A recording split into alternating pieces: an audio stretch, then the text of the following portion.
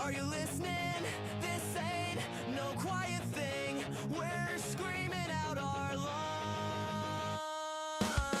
Hey, are you listening?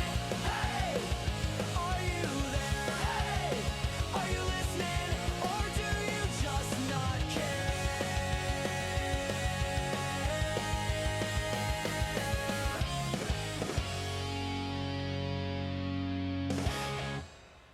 Well, hey, welcome to Hey, Are You Listening? This is a podcast exploring the past, present, and future of Christian music. My name is Joel, and I'm here with my good friend Brandon.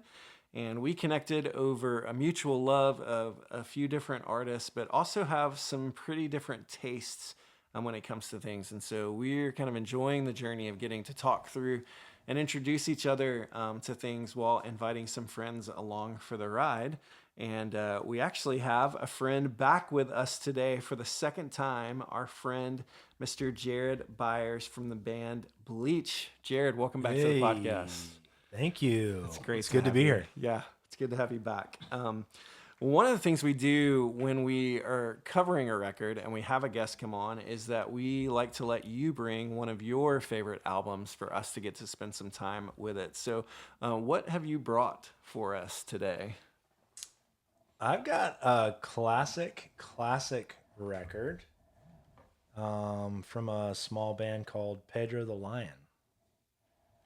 You guys ever heard of that band? I have indeed, yeah. Brandon, have you? Oh, yeah. What's your story with Pedro the Lion?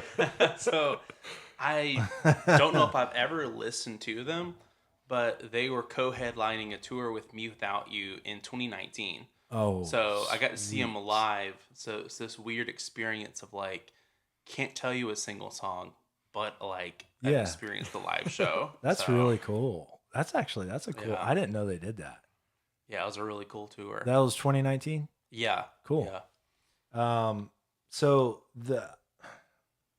this came out in 1997. Yeah. So I was, I'm pretty sure I was a sophomore in high school. Mm-hmm. And I don't know. This is just one of the most special records. It's an EP, so it's only 6 songs. Yeah. But it's Pedro the Lion whole EP. Mm-hmm.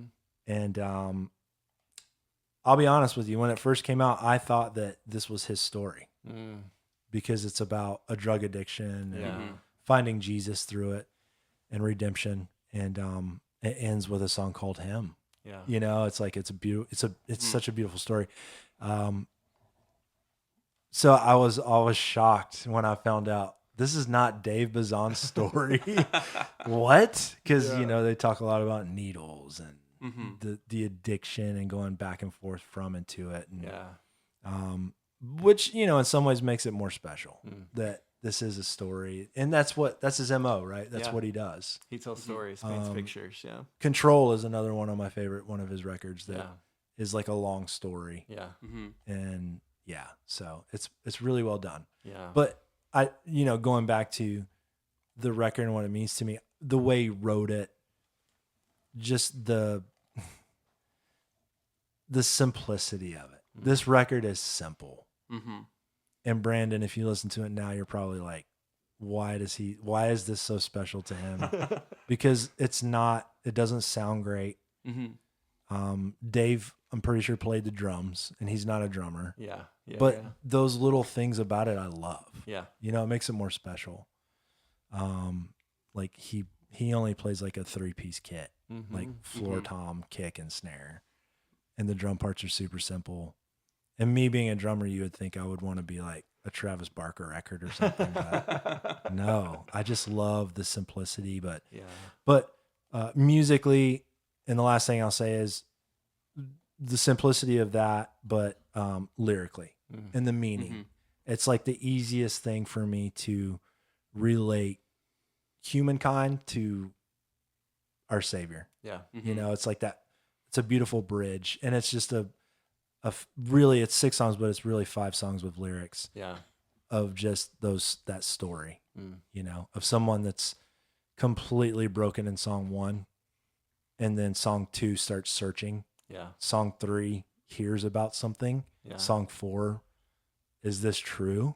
Yeah. And song 5 is, I think the Lullaby. Yeah. And it's like, Man. oh my God, come on, let's go. Yeah.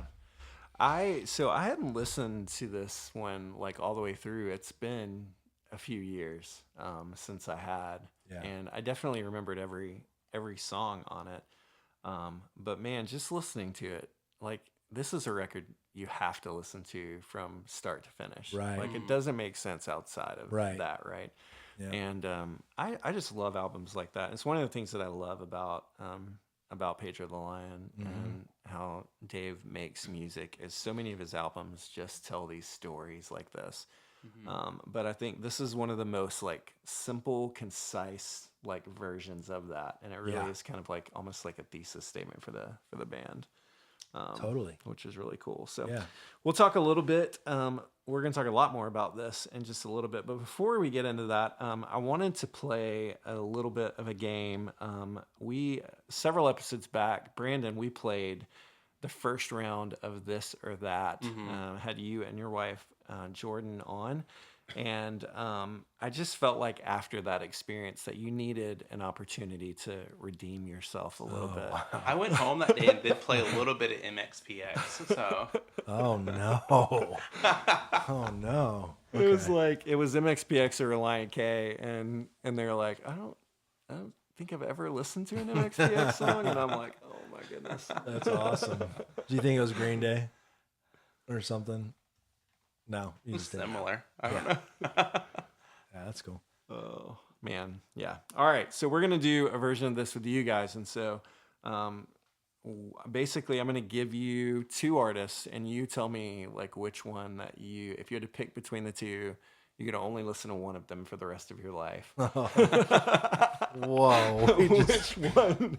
No big deal. Taking that kind of far, which one would it be? And so the first one for you, just to bring it back to the forefront of all of this, is MXPX or Slick Shoes. This is good, Joel. Slick Shoes.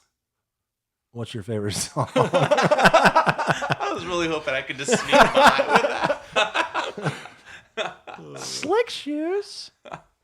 Oh. Okay. Do you have like have you listened to any? Slick No, Shoes? I think He just does. listening to MXPX, I think that I would be open to listening to Slick Shoes. You might choose MXPX if you after possible. you listen to Slick Shoes. That's a really good question. It's a I tough one. love both bands. Yeah, I do too. I will say I love more MXPX albums than Slick Shoes. I think the one and only Slick Shoes is the first one they put out. That I wore it out, and I'll still listen to it. But MXPX, there's like 8 albums, Yeah. so I feel like I would rather listen to them. Yeah. Yeah, It's a hard one for me because I feel like MXPX was, outside of Green Day, like my first intro into the world of punk music. Yeah, and same. I spent so much time listening to these records. yeah. I mean, I wore out Life in General and Slowly Going the Way of the man. Buffalo. Oh, just so good. incredible records.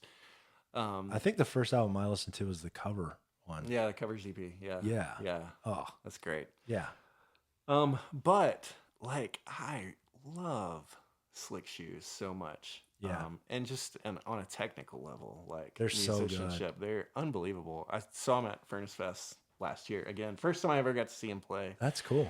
So I was thrilled to get to see them, and they've still got it. I don't know if you've listened to their most recent record they put out like a couple of years No. ago on Tooth and Nail. No, It's so good. I'll check it out. Yeah, you need to. I haven't heard it. It's a really good record. I remember when that kid was like 16. Yeah. You know, like he was like singing. He was literally a kid, Yeah. which I was a kid too, but Right. I was like 18. But I just thought that was awesome. Totally cool. He's actually a much better vocalist today, I think, than he was back then as That's a great. 16-year-old kid. You know, their breakdowns remind me of like my favorite part of Saves the Day are like their bridges and breakdowns. Yeah. They're so catchy. Yeah. And Slick Shoes has one of those in one, like every one of their songs. Yeah. I can hear it in my head right now. Like, Yeah. Their guitar player, I think his name is Jackson, and their drummer just, man, So good, so fast. Yeah, it's crazy. Yeah. I need to be taking notes over here. So it's like, listen to guitar, listen to this album. Yeah. Yeah. All right, let's go to the next one. Goaty Hook or Squad 5-0. Oh, nice. I haven't listened to either You one don't of them. have any clue. Such great bands. Goodness. This one's easy for me. Yeah. Squad 5-0. Hands down. Love that. Just those guys, gosh. I mean, the brothers, like, we played shows with them too. Mm-hmm. That was one band actually that was not here for Bleach. Forefront days. Yeah. They were not cool with Bleach. And then when we got signed to Tooth and Nail, it was like night and day. Those guys were like, oh, y'all are cool. Like, can we tour with you guys more? Like, it was so like a funny. weird transition. Yeah. But I always loved those guys. Yeah. And they're phenomenal live too. The singer plays a four-string guitar because he's like, I don't know what to do with the other two strings. He's like, I don't need them. I love that. And it was always a 3-piece band. Yeah. Yeah. Goaty Hook was great. Talk about musicianship as well. Mhm. Great musicians. I love the 2 Years to Never Goaty Hook record, the one that's a little more 80s like feeling. Like, yeah. a little less punk rock. They were, They were just a good time. Yeah, for sure. But I think I'm with you. Like Squad 5-0 had much more like of an impact for me. And I remember like seeing those guys at like the dingiest venues when I mean, this is before they were on Tooth and Nail, when they were putting out their ska punk stuff. But just like, holy cow, man. They were on that. Were they on the Bulletproof. They were on Bulletproof. They were That's on right. Bulletproof, Yes. yeah. There was some good bands on Bulletproof. Yeah, but that record, like Fight the System, their second record. Yeah, man. It's so good. It And is. I'll play that for people today, and they're like, "What in the world is this?" But I love that. but That's great. I love it. So good. These are good. Yeah. All right, next one. This one might be tough for you. 5-Iron Frenzy or The Insiders. Oh, wow. It's not. Okay. 5-Iron. Awesome. Hands down. The Insiders are great. Their music was fun. Those guys are phenomenal musicians too. Yeah. I didn't like his vocals as much as Reese's. Like, I was a 5-Iron fan. Yeah. You know, and I can't even tell you what album it is. It's the one where they sing about Canada, and Yeah, it's the second record. the second one, yeah. and it's got the epic song at the end. Every New Day. Yeah, Yeah. see, like that. Oh. Yeah, see, you get it. That's a 5-star song. Yeah, dude. Yeah, and seeing them play that live on that Oh, farewell man. tour every Yeah. night was, I would go out of my way to make sure I was witnessing it because that's how they ended every set. Yeah. Oh, That's so good. Unbelievable. Yeah. Yeah. I'm with you. Brandon. 5-Iron. yeah, hands down. We're gonna get Brandon. I actually really think Brandon is gonna be a big 5-Iron fan. Yeah. As we get into it, because he's super into lyrics, and I feel like you're also like really like one of your favorite bands is House of Heroes. Who has Yeah. these big like anthematic like choruses. And Yeah. You get that with 5-Iron too. So I love House of Heroes as well. yeah, they're great. All right, next one: Anne Boleyn or the Juliana Theory. This is funny. I'm more of a fan of Amber Lynn as people. But I never really listened to a ton of their music. Yeah, I did listen to Juliana Theory. yeah. Yeah, so I guess I have to go with Juliana Theory. And I'm kind of ashamed of it. Yeah. Brandon, what's your thought here? This might make you guys more upset than not knowing the bands. Oh no. But the only Amberlin song I know is on one of the I think it's one of the like Happy Christmas albums. They have they do a version of like Baby Please Come Home for Christmas. That's the only Amberlin song I know. That is a but I like defining their song. cover, so Yeah. Oh, there you go. Yeah. There you go. Well, I'll go with Juliana Theory. As Whoa, well. I'm actually surprised. I loved that first.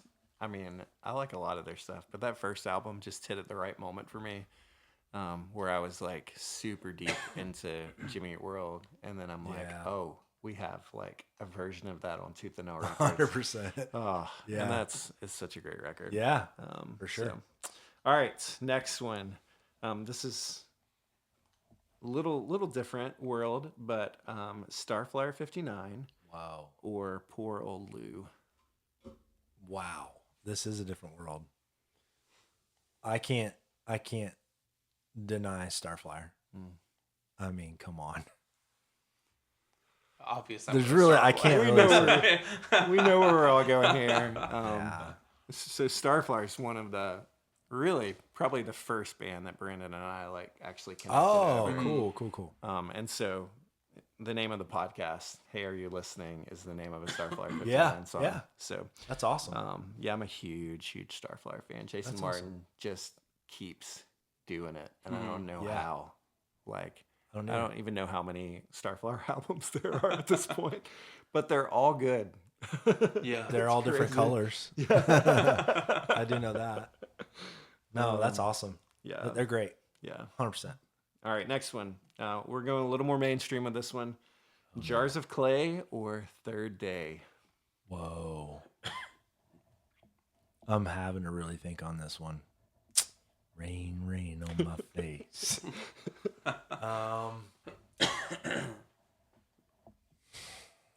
Third Day.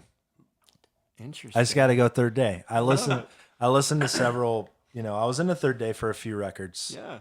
back in the day, back in the Third Day. Jars of Clay, I think, was like their first record, with the Rain song. Yeah. That was a good record, but I don't know any other stuff after that. I really don't think I do. Yeah. At least Third Day, I know a few of their albums. Yeah, and I like those guys.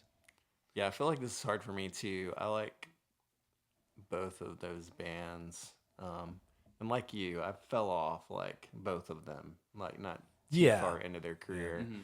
But yeah, that first Third Day record, when I heard it, I'm like, I hadn't heard anything like that in Christian music. And so Yeah. that was cool. It really was like pushing some boundaries. But so was Jars of Clay, like early on. So Yeah, yeah, it's a hard one for me. I think I'd probably have to land on Jars of Clay though. I'm really finding the urge now to like prove that I listen to music and just start name dropping like, well, there's Livewire, and then we got to think of this Jars of Clay album because I know both of these bands. For me, Third Day was one of the first like Christian bands we got into, because like my mom was really big into like the WoW hits, so we Yeah. would listen to them Yeah. a ton.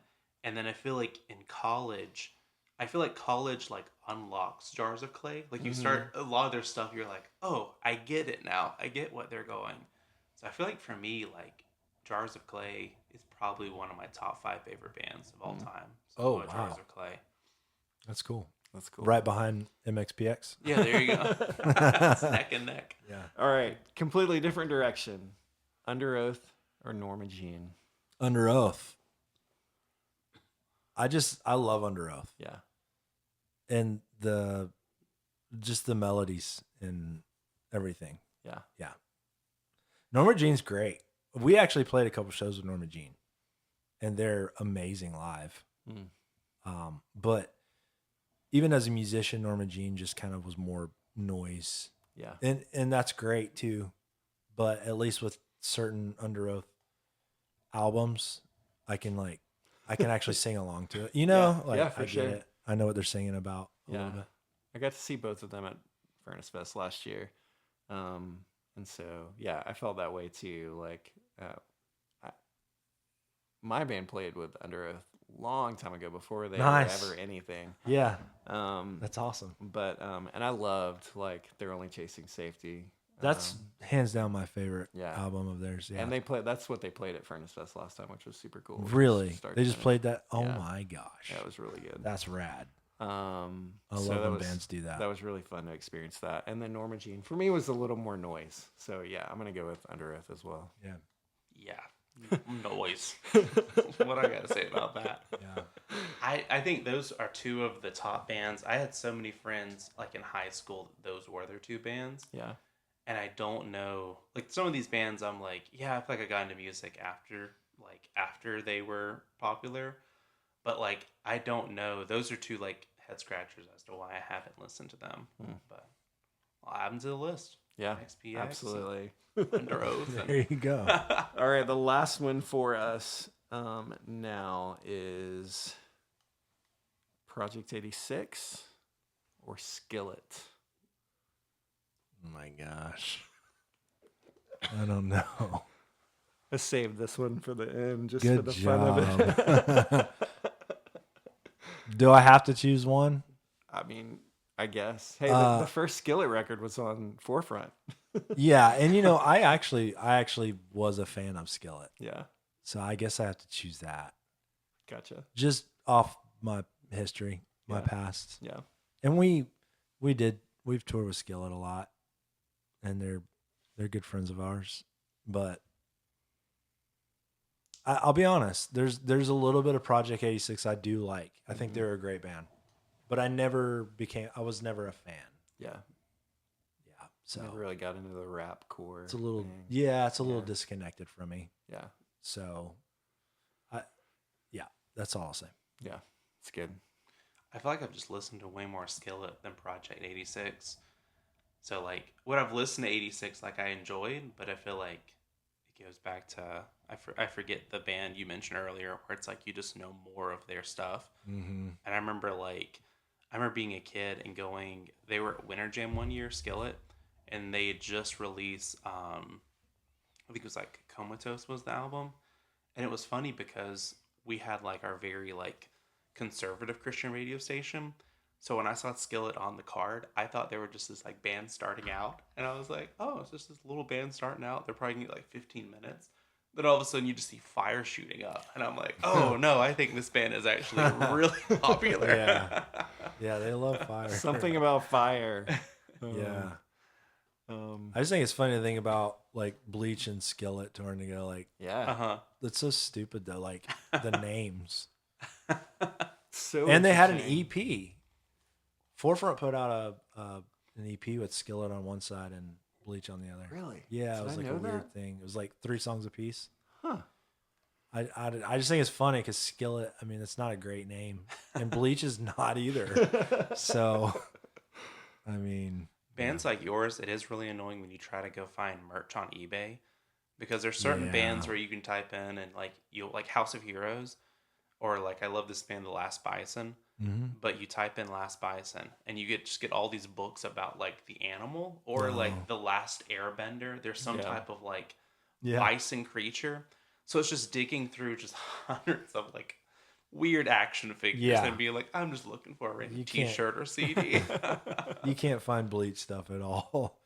You got to like really, really search hard. But all that's going to change because they've got to sell merch at Furnace Fest. So there's got to Yeah, be that's merch true. coming. Yeah.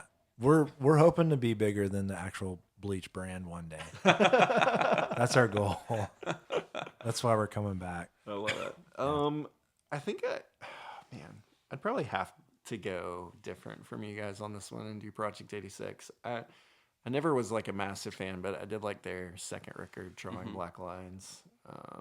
And so, yeah. And I had the first Skillet record on Forefront. And it was very different musically than Skillet today. And I kind of It is, yeah. I kind of liked that record back in the day, but I don't think that like Skillet today is like my like forte music wise. No, So, yeah. no, me neither. Yeah. They're good. They're good at what they do. Neither is Project 86. though, so- They're nice guys. Yeah. That's what you say about a band that you don't really like.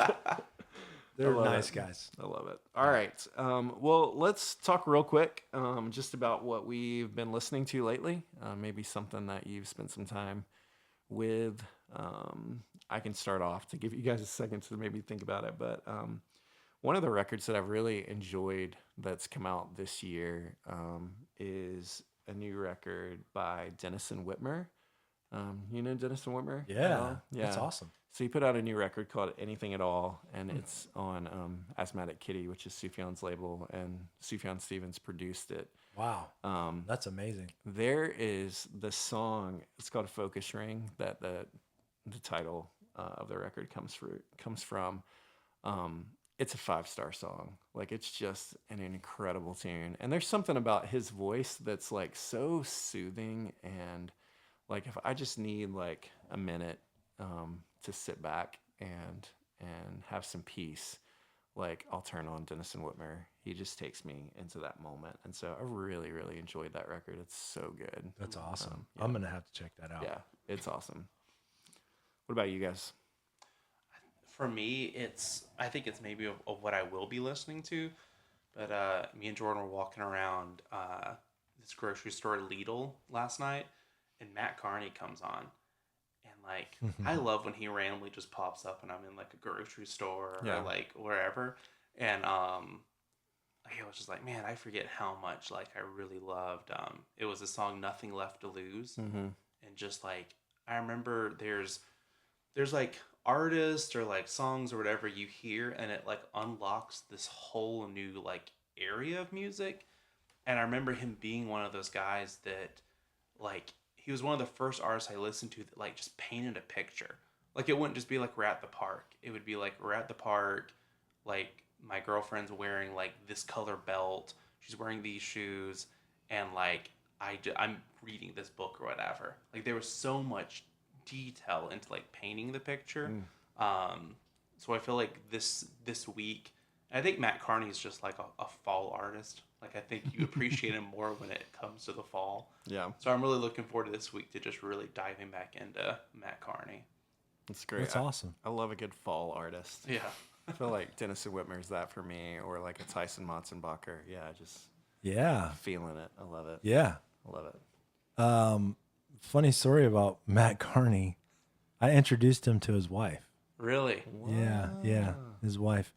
Annie was a really good friend of mine, and I've been good friends with Matt for a long time, and we actually were neighbors as well when I lived in Nashville, and we were in a store. I think it was Aeropostale or no, some store. This is in like 2009. Yeah. And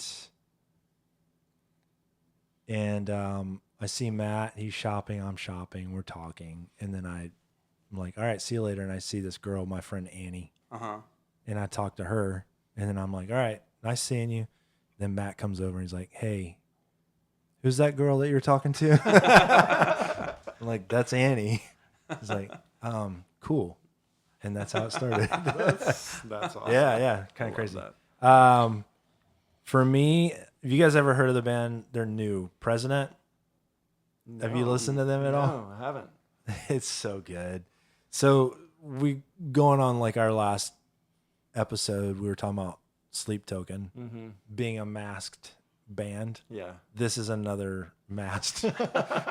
So I don't know, maybe there's something going on with me and the whole mask thing, but the singer wears like it almost looks like a Reagan, like presidential mask. Yeah. Okay. Yeah. And but the music is phenomenal, and they're from the UK, but they have like this weird. It's very secular general market, but they have this weird spiritual element to it. That's really interesting. Like the first song they put out is called "In the Name of the Father," and there's a moment where they're like, it's very heavy, but it's super melodic. Yeah. But there's a moment in the song where he just asks, who is Jesus Christ? He is the true Lamb of sacrifice, our Father. And it's like, what? Like, what does that mean? Like, if it was a Christian song, I'd be like, okay, that's really bold. Yeah. But this is not a Christian band. Yeah. That's very, very bold. That's so interesting. And yeah, I don't know. So I like digging into bands like that, but that's the newest band that I've just kind of been into. They've only released 4 songs. Yeah. And I think in the next couple weeks, they're supposed to come out with like an EP, like 6 or 7 songs. So they're just kind of releasing song after song. That's awesome. Yeah, I'll have to check that one out. All right, well, let's get into our discussion.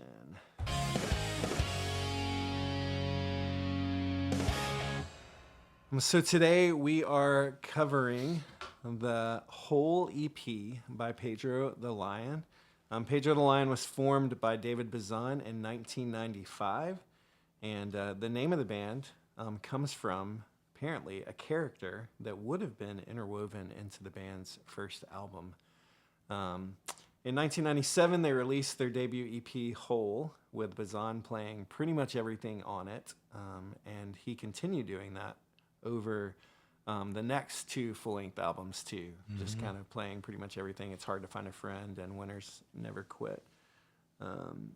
It's the only release by Pedro the Lion on Tooth and Nail Records. Is it? Yep. I didn't know that. Yeah, the only one that he ever put out. Also, is it on the cover? Is it Pedro the Lion? Because there's a lion on the cover of the whole It EP. is Pedro the Lion Okay. on the cover. Yeah. Are you asking if that's Pedro? Yeah. Is that Pedro? Oh, I don't know. I didn't know where you're going with that. Well, there's a literal lion on the cover of the whole EP. It's the only It's a time. cool- Yeah, it's a lion and the shadow is like grass behind. Yeah. It's the back of a lion. Right. Yeah, it's a very simple, It is. It fits the record super well. earthy looking Yeah. cover. Yeah. Yeah. Yeah. So I know that we've talked a little bit about it, but anything before we kind of get in track by track, anything else that you guys would want to kind of say, kind of leading into a discussion about this one? I think I was telling Joel that I have this, like, I don't know what it's based in, but I have these rules when it comes to EPs and albums. And one of the rules I have for an EP is that it has to be at least 3 songs. So I remember as a kid, people would be like, we're releasing an EP. And I'd be like, this is a single. This isn't an EP. And so going into it, seeing that there was like 6 songs on it, I was already like, all right, this already has... I'm already excited going into this. It's 'cause qualified. It's already, it's already overqualified. So like, yeah. Yeah. That's good. Yeah, no, for me, it's 20 minutes. Yeah. The whole thing. Yeah. I just, going back to what I said before, it's the simplicity is everything. Within itself is just speaks volumes.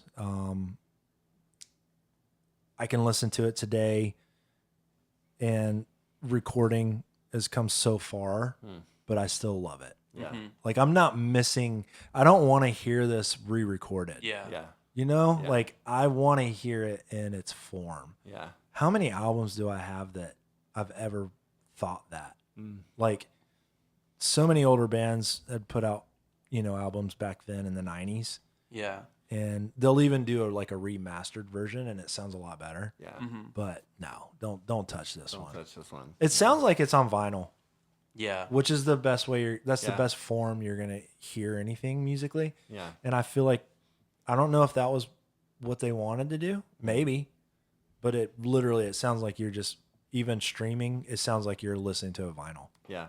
and it's really cool. And I love the whole record the EP is 23 minutes, and the last like 3 or 4 minutes is a hymn where it's just musical. Yeah. So like my favorite songs are the first 5 that are, not to downplay the last one, but yeah, the story is 20 minutes, but you're getting like years of someone's story. Yeah. Yeah. So yeah, that's all I'll say. It's really cool. This one took me back to, I just, as I was listening to it again, it made me feel like I was on tour with like my band, riding in the van. That's when we were like always introducing each other to music. And I remember that this is one that we like popped in like all the time. Yeah. And Yeah. it just kind of took me back to like some of those thoughts and memories, which was fun. Yeah. Fun place to go back to. You said it best though. It's that thing, and maybe because it's so short too, but you don't just want to listen to the one random song from the EP. Yeah. You want to start it. If one song comes on, like, and I'm playing a mix of my music on Spotify or Apple Music. Yeah. If I hear like Lullaby, for instance, I'm like, I need to go to that EP and like, I'm gonna start song 1. Yeah. It's like Yeah. that kind of Yeah. record. So Yeah, I love that. All right, well, let's get into it then, kind of track by track. So track 1 of the whole EP is entitled Nothing. What did you guys think about this one? I felt like it was a good opener, and it ends up setting the tone well for what the rest of the EP is going to be. And immediately what I thought was that I think that this EP would be better live. And it's not saying the EP is bad, but it's like, however good you think this is, I think hearing this live would be so good. And I think that that's something that's really hard for like an EP or just a song in general. Like there's so many bands that I'll love listening to them and then see them live and be like, "Oh, this is not translate well. This is not Yeah. like I'm going to go back to the CD." So just immediately that stood out was that I was like, "Man, this is really cool knowing that like I don't really know this artist. I'm not familiar with this EP, but like just listening to this, like if Pedro was like, hey, I'm going on a tour where we're playing this in its entirety, I'd want to buy a ticket to it." Yeah. So Yeah. It's cool. You definitely can't accuse this album of being overproduced, right? No. And so it does feel almost like a live album. Yeah, true. Which is kind of a fun thing about it. Yeah. So I hear what you're saying. Yeah, I thought this was, it was fun kind of going back to the beginning of this band. I like this song. There's these like doubled vocal, layered vocals on verse 2, which I think are really cool. And there's just a lot of room for the melody to go places. And when he's on the chorus, like the chorus, I love when he hits the word fly and it just like lushes out like in such an awesome way. Yeah, I think it's a cool song. And he does the stick count, which I like as a drummer. Like for the breaks, he'll do the boom boom. Yeah. The melody is great. I do love the double vocals. I think it just sets the tone for the whole EP, where it's just talking about other people's philosophies, where he's at. Like he's talking about your ideals are not for me, because you'll tell me what to do, but I want to do it my way. Yeah. I want to fly. Yeah. And so it's a really cool, it's a cool like beginning of like, this is who I am and why. And you get to learn like, well, the way he wants to fly is to get high, you know, which is damaging. But I love that this is just the opening and it's like a greeting. It's like, this is me. Yeah. Hey, you come, it's like, I came to ask who you are. And this is him like, okay, well, this is me. And it's before I know the true grit of the story. Yeah. So I think it's done very well in that way. Yeah, you kind of just end up with a guy who's like searching for himself, trying to figure out who he is.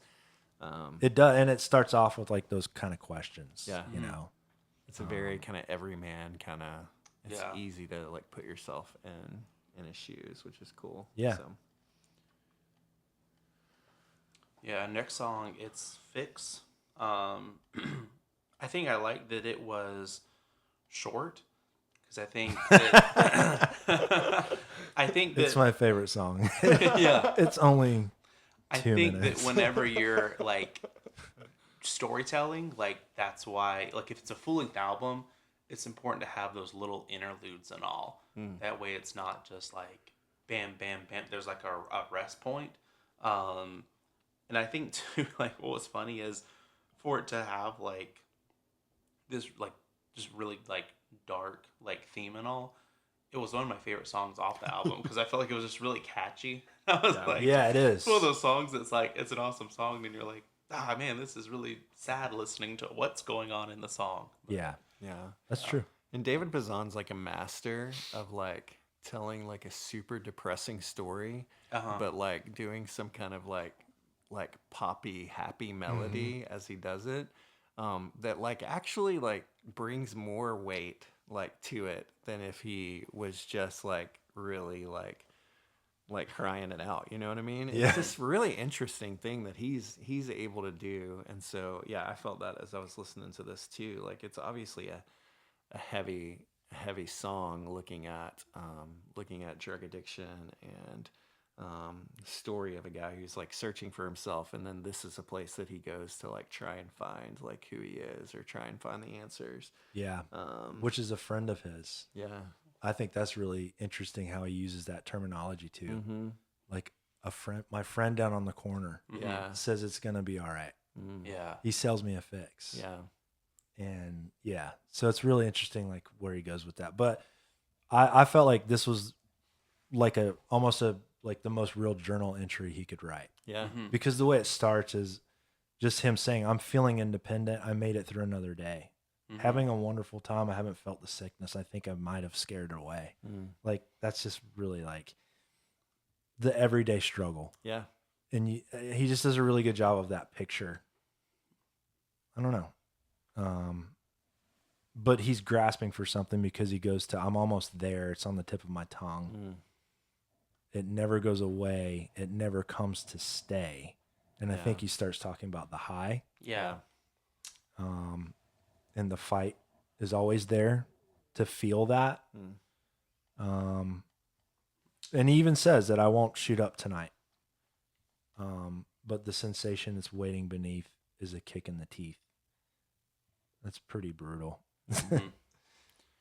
Yeah, that actually carried into the next track, right? Almost there. Yeah. Which is kind of giving the dark side of that that moment, right? Where you're searching for hope in something, trying to find answers in this thing. And then that line about the kick in the teeth, man, that hit me pretty hard. But it's a cool song. I love the build that happens in it, and obviously this is the song where Bazan like lets it out vocally. Is this towards the end where he's like screaming? Yeah. God, that's like one of my favorite. Yeah.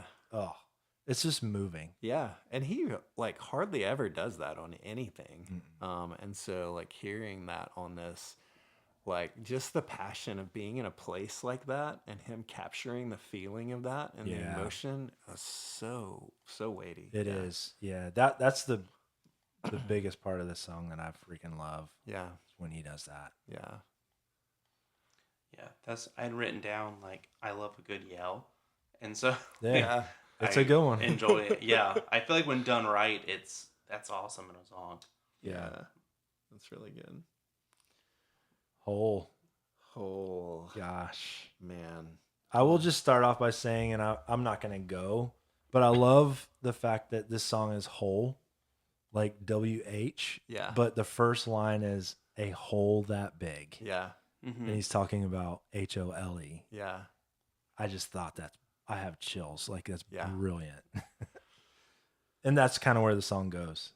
So good. This is definitely one of my favorites on the record. But it's such an interesting song, right? Because it's almost like, well, obviously this is the moment where the character in the story is like he's discovering and seeing like this idea of Jesus and how there can be grace and forgiveness to be found here. But he's like wondering, like, can it work for me? Yeah. Like, Is it true? Yeah. And the whole aspect of the Mr. Fix-It man. Yeah. I love that. Yeah. Are you real?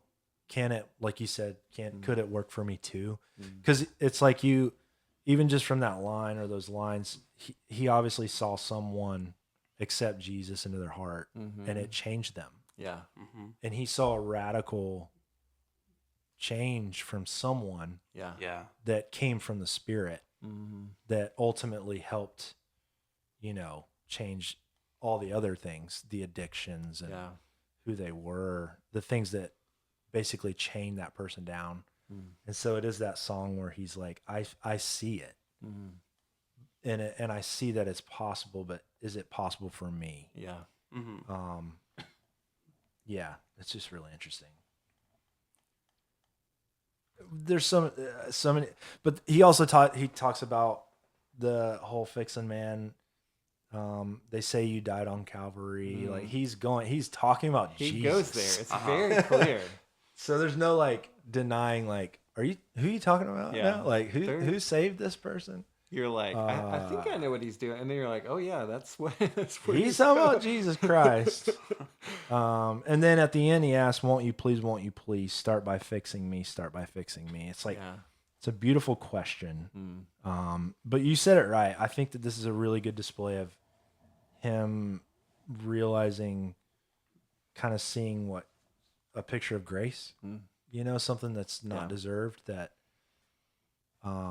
this man, this thing that died on Calvary for me, or this for the person that accepted him, has changed him. Yeah. But he's talking about the death as well. That's just talking about grace. Yeah. But I think that this song speaks volumes too. Obviously this story is drugs, but there's so many different things in our lives Right. that we're holding on to, and we're asking probably for God to help us. Yeah. You know, save me from this. You know, we have our void Yeah. and things that we deal with. So Yeah. And it's such an interesting, like, I mean, it's fascinating because it's almost like a like cultural cliche, this like God-shaped hole kind of idea. And he puts this song out, and it's like, I feel like this is like the catchiest song on the record, and just like yeah, a strict like kind of pop, like kind of like almost an old school like pop song. And so it doesn't feel like, when you're listening to it, it doesn't come off like as like weighty. no, you're right. which And is- it goes back to how Dave Bazan will write a song. Yeah, right. But then I feel like when he gets to the end, and he like draws the really clear lines, then all of a sudden like the whole song just like hits. You know what I mean? Yeah. Where it's like, you're like, oh, this is a nice, happy pop song. There's hope, there's grace, there's peace, and then all of a sudden like it hits in this moment where it's really clear like who he's talking about, and the song just like lands in a really cool way. I don't know how to write a song like that, but Me neither, brother. yeah, Yeah, it's a really good one. it is. Yeah. All right, Lullaby. Lullaby number 5. This is the one song for me I will go and listen to by itself. And this is one of those songs I can remember going back to, and I don't even know how many, I'm talking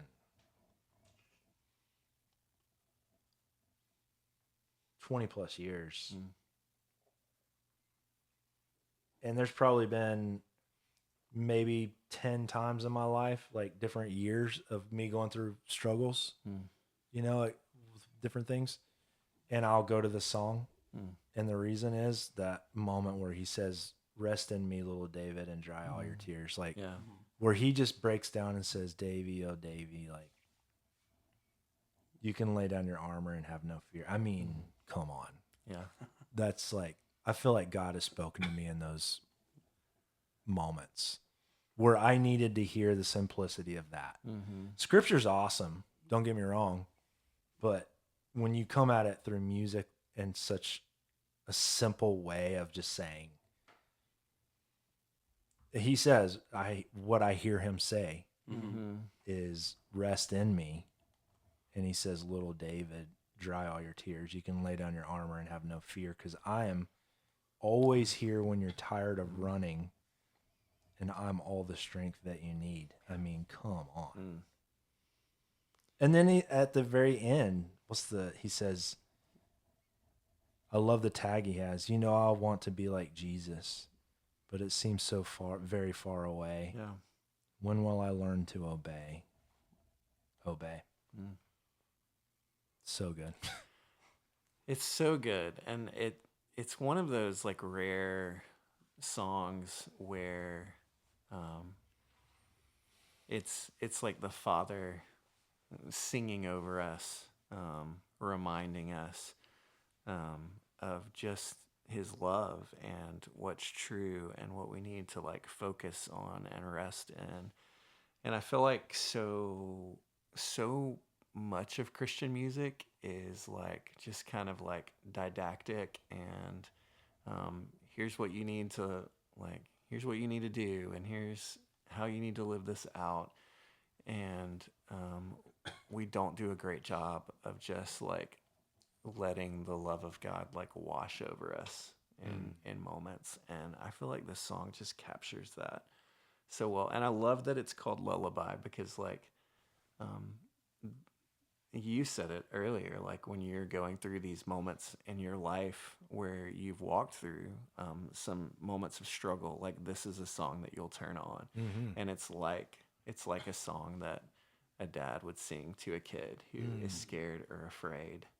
And this is like a song that our Father sings over us when we're afraid, when we're fearful, when we're anxious.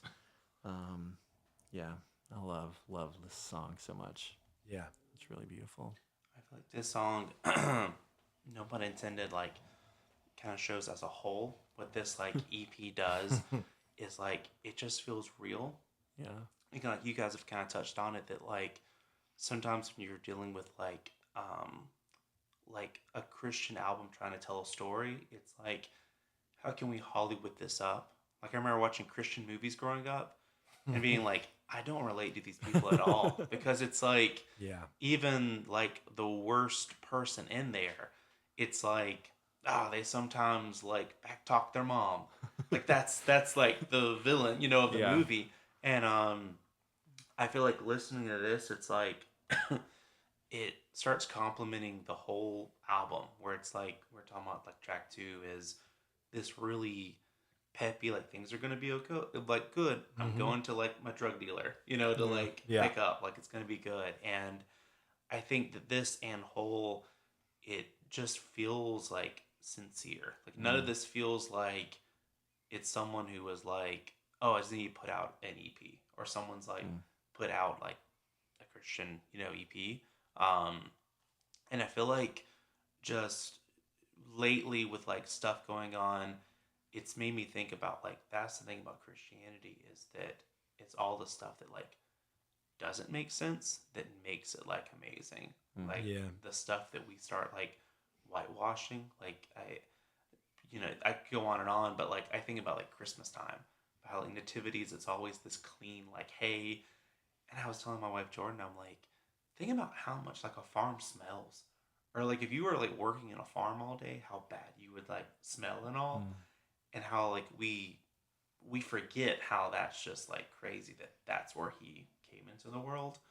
And I feel like EPs like this, it's like if I knew someone who like wasn't like a Christian and was struggling, this is something you can hand to them versus like it's kind of hard to tell them to go listen to like maybe what's like the most popular Christmas not Christmas but Christian album. Yeah. I'm making up words now. Christianmus. Yeah. Yeah, this one it's so good. And I do like I feel like it's a beautiful like rap sort of to the record, even though there's the next track. Yeah. Which is interesting. Yeah. So what let's talk about that one. Yeah. Track 6, Hymn, this instrumental. What is this? Where's he going with it? I don't know. I've always thought it was interesting. Yeah. And I'll be honest, I don't listen to it half the time. Yeah. I think it's good. Yeah. But when I go to this record, it's for the other songs.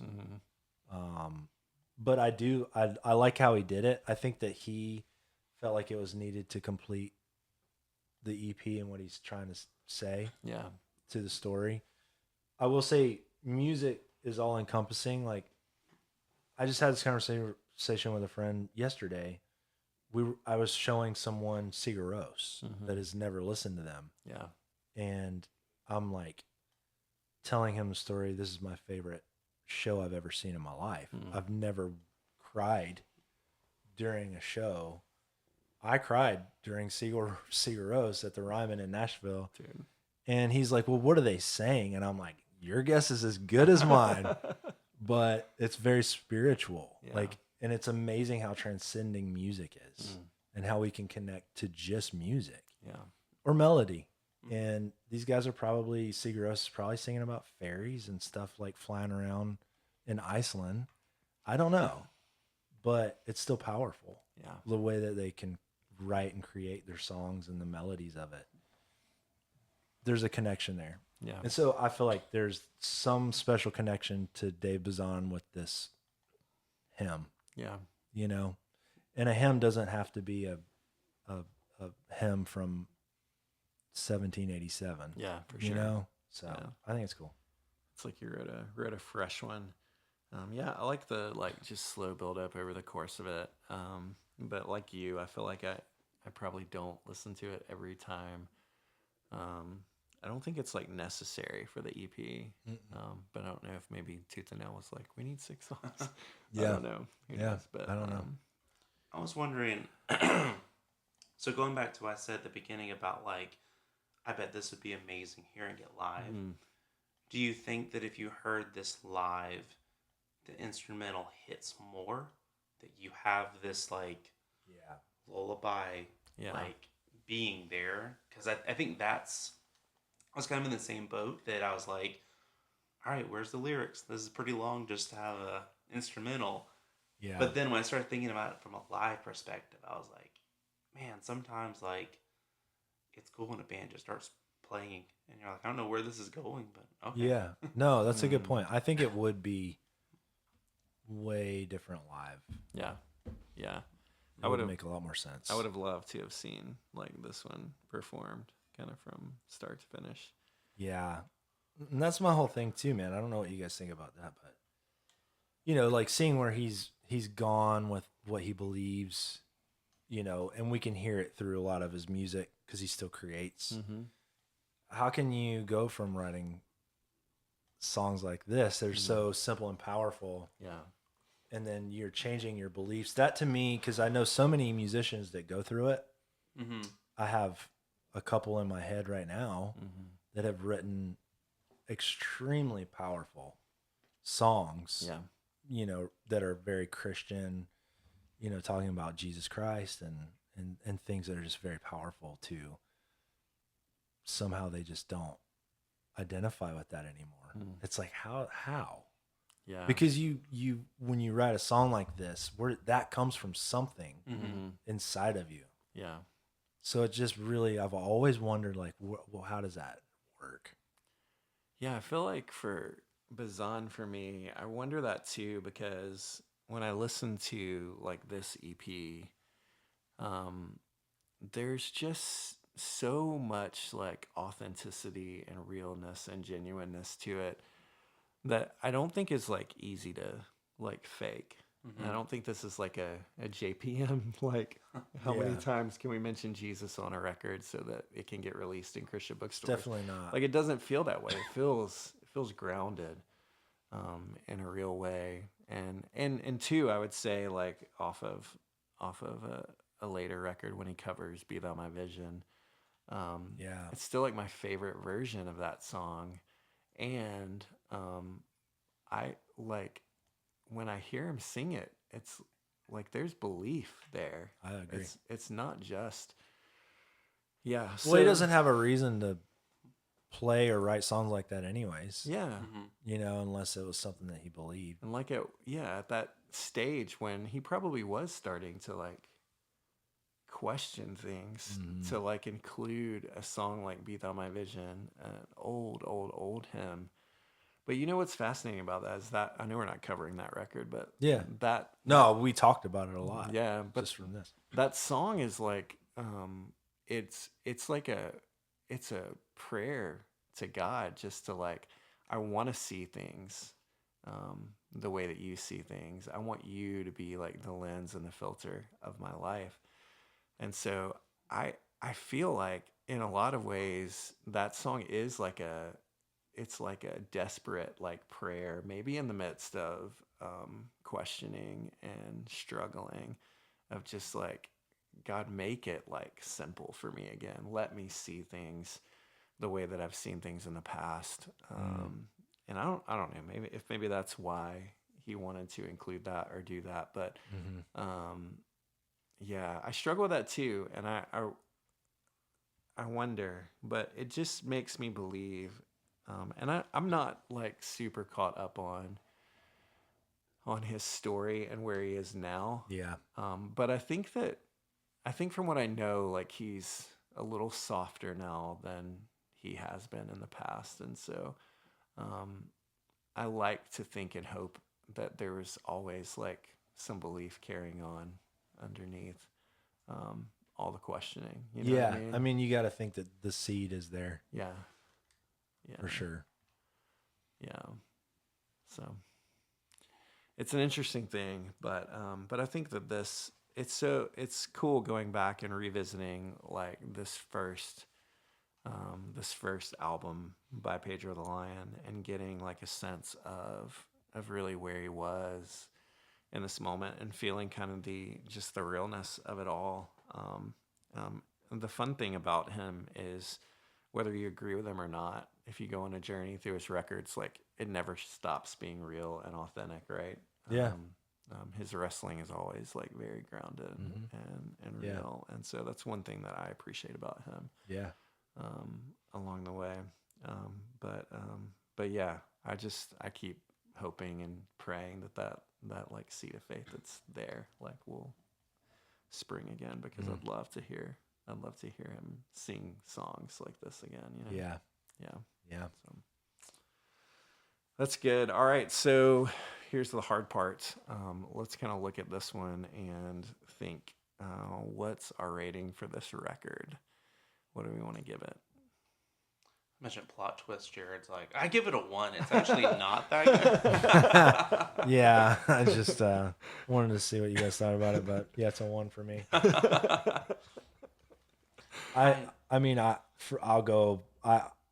I immediately go to something around 4. Yeah. Like I can't give it a 5. Mm-hmm. Yeah. And I don't know. I'd have to really think about an album I would give a 5. I'm sure it's out there, but yeah, the simplicity is great. I think it was planned. I think it was what he wanted. I think there's an element that it wasn't. Mm-hmm. This is his first recording that he did, and it was on tooth and nail. And maybe there's an element of he's still trying to figure out what he's doing. Yeah. But that's awesome. I mean, I brought up this record for a reason. It's very special to me. So, but yeah, I think 4 is a very strong high score. Yeah. So that's great. Yeah. I think I'm close to you. I tend to like try and be real with myself, and like rate each song and then actually do an average, to see where it ends up, because I feel like it helps me be a little more honest about how I really feel about an album. And so I think this one for me ended up like around a 3.7. So it's like close to a 4 and all that. there you go. So, yeah, I love it. I still remember like, Lullaby was one of those songs that when I would pick up a guitar, like that's one of the first things I would start playing. That's cool. And yeah, it's definitely got a place in my heart. So I love it. Yeah. Yeah, I think for me, I think that Pedro's an artist that it hurts whenever you don't like know their whole catalog, because I feel like the more you know about them, the more you would appreciate the EP. Yeah. So I feel like for me, it like falls to like a 3 because it's just judging it on its own.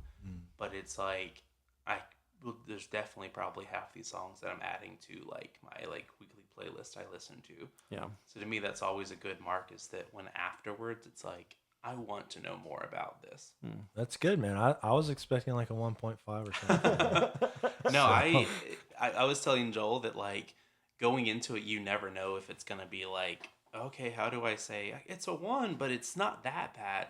Yeah. But to me, like I'm way more of a lyric person than a music person. Yeah. So like it not being produced, like there's not a part of me that's like, oh, this hinders it, because I love that when I sat down to listen to it, I was in the car and I had to pause it, and I was like, no, I can't.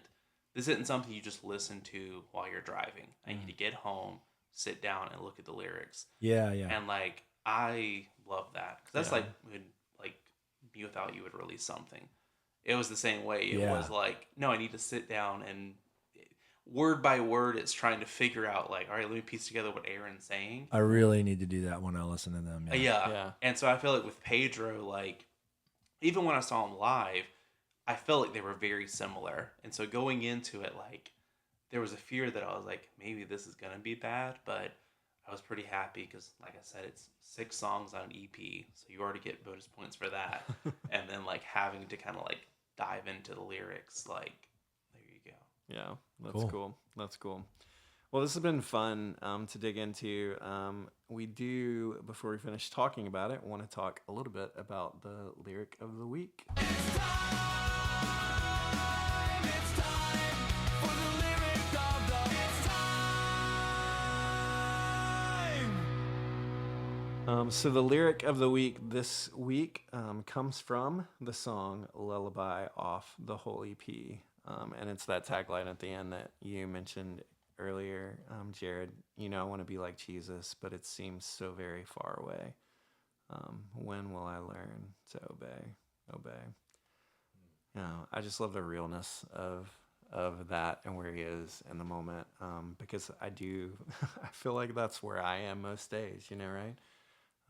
I want my life to like be a picture of the love of God for people, but I know myself really well, and I know my own faults and my own shortcomings, and so it does seem far away, but I just love that. I feel like that section of lyric is kind of the like that's true of all of us.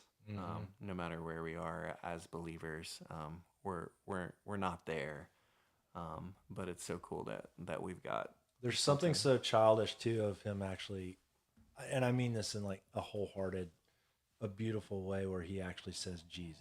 Yeah, And the way he says Jesus, like Yeah. I just love it. yeah, It's just beautiful. Mm. When somebody like that mentions the name of Jesus in the song, it's special. yeah. It is, and it is a big weighty thing. I remember when we recorded our record. We had one song with the name of Jesus, and I remember our producer. We were recording with Matt Goldman in Atlanta, Love that guy. and Matt like knew it was coming, and he just like stopped the session and was like, "If we're gonna like put Jesus on tape, then we need to pray." Oh, wow. And it was a really special. Like, That's really cool. really special moment, and it feels like that when you listen to this song, right? Yeah. So That's really love cool. that. Yeah. Yeah. All right. Well, this has been really fun digging into the whole EP. And Jared, again, we're super thankful that you took the time to come and hang out with us and bring this. We'd love to have you back in the future. Maybe we can bring your brother Milam along. Yeah, next he time would or love something, it. which would be really fun. So. Yeah. He's a wealth of knowledge. He could go into depth about everything. I definitely believe it. That's awesome. Yeah, is there like a place where people can connect with you, like online or? Yeah, I mean, probably Instagram or Facebook is the Yeah. best way. You could do my personal Instagram or Facebook is just my name, Jared Byers, or Bleach is Alive. Yeah. We all kind of check that stuff out on the daily. So if you want to hit Awesome. me up, go love for it. it. I I would love love it. to talk to you. And you can find us on X at HeyAreYouPod, on Facebook, and maybe other places in the future. Who knows? But definitely, we'd love to have you subscribe to the podcast and like it, share it, leave a review, whatever you feel like you want to do. But we're thankful that you guys are continuing to join us and listen. And this has been such a fun week, just getting to hang out with Jared. And so I'm thankful again for him and thankful for you guys for joining us with this. Hey, are you listening? This ain't no quiet thing. We're screaming.